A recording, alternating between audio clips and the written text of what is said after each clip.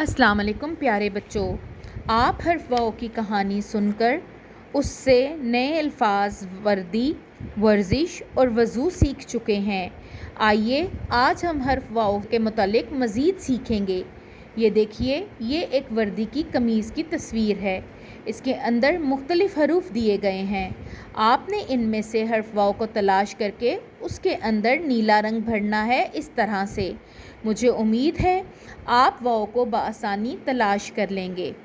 حرف واؤ بناوٹ کے لحاظ سے حرف دال جیسا ہے، لیکن اس کے اوپر کا سرا تھوڑا سا موٹا ہوتا ہے، اور اسی لیے مجھے امید ہے آپ بآسانی حرف واؤ کو تلاش کر سکتے ہیں۔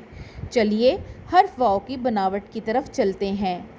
یہ حرف واؤ آپ کو دیا گیا ہے۔ آپ نے کریون کی مدد سے اس کو مکمل کرنا ہے، اور یاد رکھیے گا حرف واؤ ایک فرشی حرف ہے، کیونکہ یہ لائن کے اوپر اس طریقے سے لکھا جاتا ہے، اور جب ہم اسے 4 لائنوں میں لکھیں تو یہ درمیان کی 2 لائنوں کے درمیان آتا ہے، اس طرح سے۔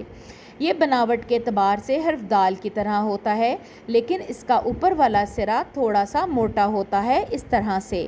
مجھے امید ہے آپ بآسانی حرف واؤ لکھنے کی مشق کر لیں گے۔